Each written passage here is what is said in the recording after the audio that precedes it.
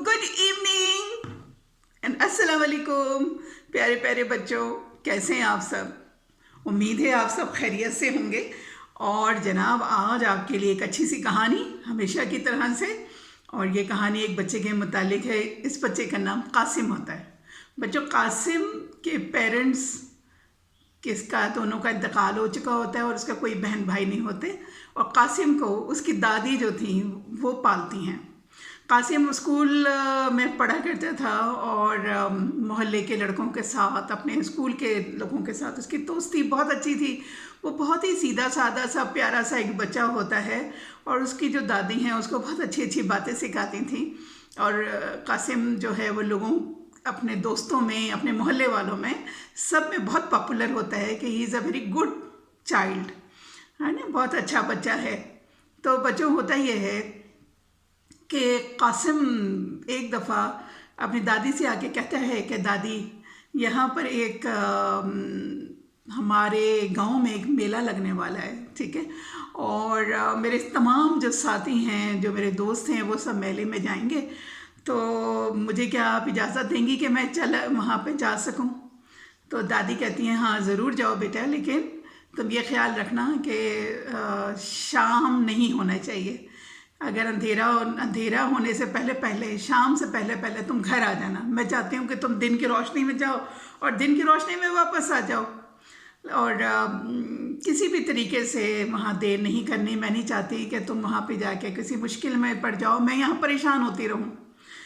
कासिम अपनी दादी से वादा कर लेता है, ठीक है। तो जिस दिन मेले का दिन होता है, वो आके कहता है दादी से कि मुझे कुछ पैसे मिल जाएंगे मेले में खर्च करने के लिए, कोई झूले में बैठूंगा मैं, कुछ है ना, कुछ खाऊं पीऊँगा। तो दादी कहती हैं कि हाँ क्यों नहीं। तो दादी उसको 50 रुपए का नोट देती हैं।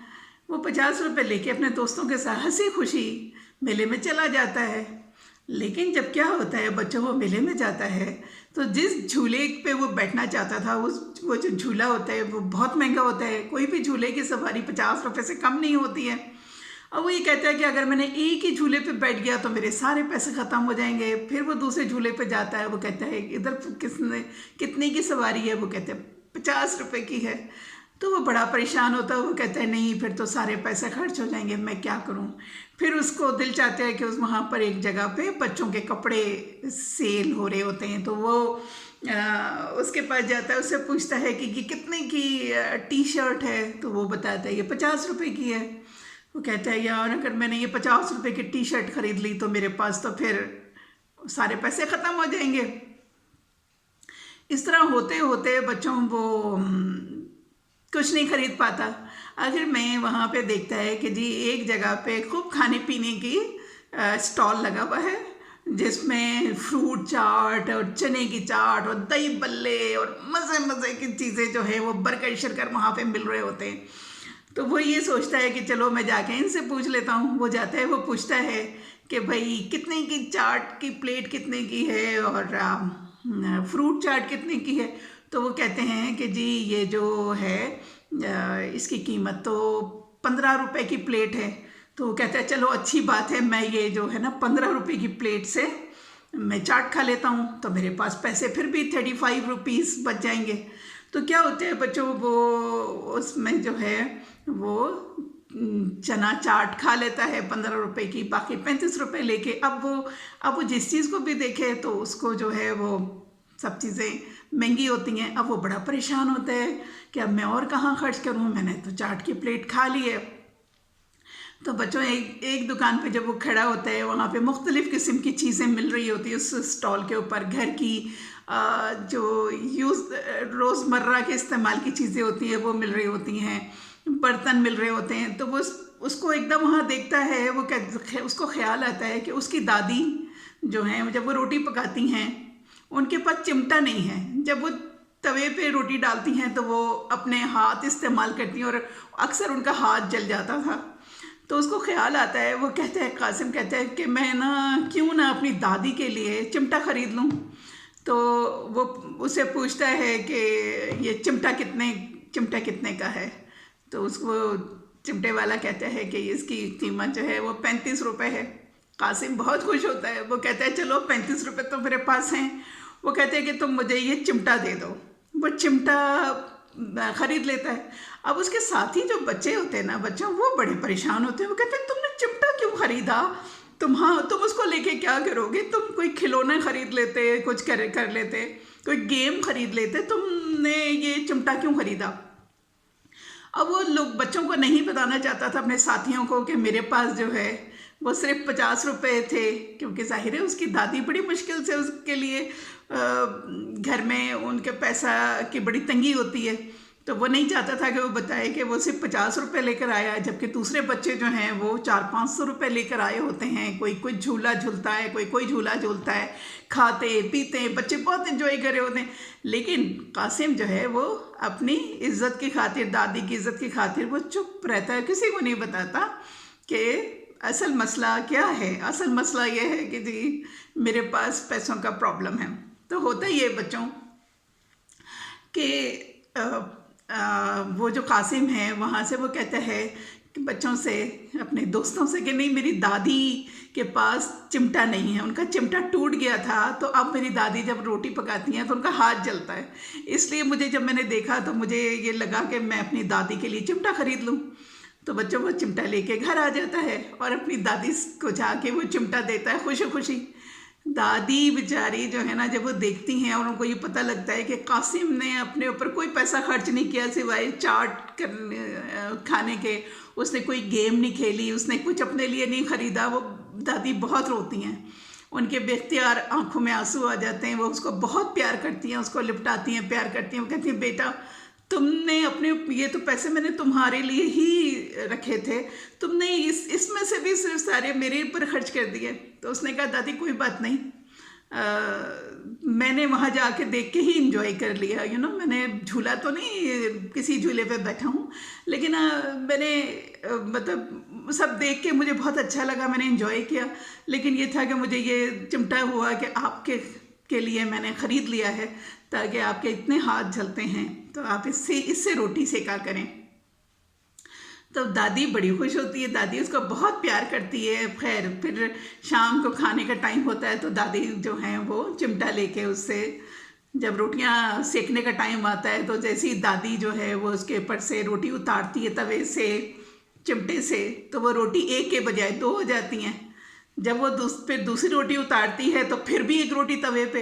इस तरह बच्चों होता ये है कि उसकी दादी उतारती चली जाती है रोटियां जो हैं वो, रोटी, एक रोटी से दूसरी रोटी, दूसरी से तीसरी, तीसरी से चौथी, पाँचवीं, छठी, सातवीं, आठवीं, नवीं, 10वीं, चलती रोटियां पकती चली जाती हैं। अब ये दोनों बड़े हैरान होते हैं। वो कहते हैं ओहो ये कैसे हो गया, ये तो कुछ जादू वाला चिमटा हो गया। और वो दोनों, दादी और कासिम, बैठ के बड़े परेशान होते हैं, कहते हैं ये कैसे हो गया यहाँ पे, मतलब ये तो रोटियां पे रोटियां उतर रही हैं। अब कासिम कहता है दादी ये तो कोई जादू हो गया, अब इसका हम इतनी रोटियों का क्या करेंगे। वो कहती है बेटा परेशान नहीं हो, हमारे गांव में बहुत सारे गरीब लोग हैं, जैसे हम गरीब थे ना, हम अपना दो वक्त की रोटी हम लोग मुश्किल से खाते थे, इस तरह हमारे गांव में बहुत सारे गरीब लोग हैं। अब ऐसा करते हैं कि हम ये रोटियां जो हैं ये इस चिमटे की मदद से हम बहुत सी रोटियां पकाया करेंगे और ये गांव वालों को दे दिया करेंगे। तो बच्चों दोनों के दोनों, दादा दादी और पोता जो हैं वो बहुत गुड हार्टेड होते हैं, बहुत अच्छे दिल के होते हैं। तो वो क्या करते हैं कि रोज़ाना इसी तरह एक रोटी डालते हैं, उस एक रोटी से दूसरी, दूसरी से तीसरी, खुद ब खुद वो जैसे जैसे चिमटा उस रोटी को पकड़ता है वो रोटी डबल हो जाती है, फिर पकड़ते हैं फिर डबल हो जाती है। तो इस तरह से रोटियां बहुत सारी हो जाती हैं। और वो हर रोज़ जो हैं दादी जो हैं मोहल्ले में वो रोटियां जाके सबको मुफ्त बांटा करती थी और लोग उनसे बहुत खुश होते हैं। लोगों के घरों के अंदर जिन लोग गरीब होते हैं वो तो अपने घर में, उनको तो बहुत आराम मिलता है कि सारे घर की रोटियां आ जाती हैं। तो बच्चों ये खबर जो है ना फैलते फैलते जो है वहाँ के एक ज़मींदार को पहुँचती है कि जी इस तरह से एक फैमिली है और वो जो है वो रोटियाँ, उनके पास जादू का चिमटा है और वो रोटियाँ पे रोटियाँ निकालती हैं और सबको जो है वो मुफ्त बांटते हैं। तो उस ज़मींदार का शहर में एक उसका ढाबा टाइप का एक रेस्टोरेंट होता है, समझे, एक रेस्टोरेंट होता है खाने का। तो वही उसको ये लालच आती है कि अगर ये मैं चिमटा मुझे मिल जाए तो मुझे तो ये रोटी पकाने वाले को जो इतना मसला होता है और हमें इतनी रोटियां पकाना पड़ती हैं, तो मेरा तो बचत हो जाएगी। मुझे तो ये चिमटा बस एक रोटी डालो और ये रोटियां खुद ब खुद होंगी, तो मेरे पैसे भी बच जाएंगे और मुझे रोटी पकाने वाले की भी ज़रूरत नहीं पड़ेगी। तो ये सोच के वो कहता है कि भाई किसी तरह से अब ये चिमटा इनसे लिया जाए। तो वो कहते हैं चलो इनको मैं जाके लालच देता हूँ, तो देखते हैं कि क्या होता है। तो ज़मींदार जो है ना वो कासिम के घर चला जाता है और कासिम की दादी से मिलके उससे कहता है कि जी ये चिमटा आप मुझे दे दीजिए। तो वही कहती है नहीं, मैं आपको नहीं दे सकती। उसके रीज़न ये है कि ये मैं इससे बड़े गांव के लोगों का भला हो रहा है। वो कहते हैं कि देखो मेरा एक रेस्टोरेंट है शहर में, और अगर ये आप मुझे दे देंगे मेरे ये बहुत काम आएगा और इसकी मैं अच्छी भली कीमत देने को आपको तैयार हूँ। वो ये कहती हैं तुम क्या कीमत दोगे इसकी? वो कहता है मैं 1 लाख रुपए आपको इस चिमटे के दूंगा। 1 लाख बहुत बड़ी रकम होती है ना बच्चों। वो कहते हैं मैं आपको इसकी ये रकम दूंगा, आप लोग ऐश करें, आपको क्या ज़रूरत पड़ी है कि ये सारे गाँव वाले की जो मुसीबतें हैं आप अपने सर ले लें। छोड़ें गाँव वालों को और आप इंजॉय करें। 1 लाख रुपए लें, आपका छोटा ये जो पोता है इसको भी स्कूल की तालीम, अच्छी तालीम दे सकते हैं और आपका खाना पीने का भी गुजर बसर हो जाएगा। तो बच्चों दादी जो है वो मना कर देती हैं। वो कहती है नहीं, ये मुझे इन पैसों से कोई जो है खुशी हासिल नहीं होगी। हम दोनों दादी पोता जो हैं खुश हैं इस बात से कि हम सारे गांव वालों के काम आते हैं और गरीबों को हम मुफ्त रोटी दे रहे हैं इस चिमटे की मदद से, लिहाजा ये चिमटा हम तुम्हें नहीं भेज सकते। तो बच्चों वो होता ये है कि वो ज़मींदार को उनकी ये बात बहुत बुरी लगती है। वो कहता है कि भाई ये तो इन लोगों ने मेरे साथ अच्छा नहीं किया और इन्होंने मुझे इतना साफ़ तरीके से, ये तो गरीब लोग हैं, इन्होंने मुझे इस तरह इनकार कर दिया। तो वही कहता है कि जी कोई तरकीब होना चाहिए इसे हम जो है चिमटा लेने की। तो होता ही है बच्चों के वो जो ज़मींदार होता है ना वो अपने कुछ लोगों को जो है वो हायर करता है और कहता है कि तुम जाओ रात के टाइम पे इनके घर में वो चिमटा चोरी करके लेकर आ जाओ कासिम के घर से। तो जो वहाँ पे 2 बंदे जो हैं वो उनके घर पे चोरी करने के लिए रात में जाते हैं। तो रात में कासिम की और कासिम की दादी की आवाज़ जो खटपट, घर में जब वो लोग आते हैं ना उस खटपट से दादी की और दोनों की आवाज़ आँख खुल जाती है। वो कहते हैं कि नहीं ये घर में कोई आ गया। दादी को समझ आ जाती है कि जो ये ना ज़मींदार ने यकीनन, हम तो इतने करीब लोग हैं, हमारे पास तो कुछ और है ही नहीं, यकीनन ये ज़मींदार ने कोई डाकू भेजे हैं जो हमारे चिमटे की वजह से हैं। तो बच्चों पता क्या होता है, वो जो दादी होती है ना वो चिमटा अपने तकिए के नीचे रख के सो रही होती है, क्योंकि उसको अंदाज़ा हो चुका होता है कि ये ज़मींदार 1 लाख रुपए देने को तैयार है तो ये कुछ भी कर लेगा फिर। तो वो जो है वो चिमटा जो होता है वो उसके तकिए के नीचे होता है। तो क्या होता है कि वो दादी फटाफट तकिए में से वो अपना चिमटा निकालती है और ना कासिम के ऊपर वो चिमटे को कासिम के ऊपर लगाती है। तो कासिम जो है ना 2 हो जाती है, फिर वो दूसरे कासिम पे लगाती है तो 2 से 4, 4 से 8। तो बच्चों होता ये है कि वो 12 कासिम बना देती है और उनको कहती है जाओ जाके इन दोनों को जो है ना पकड़ लो।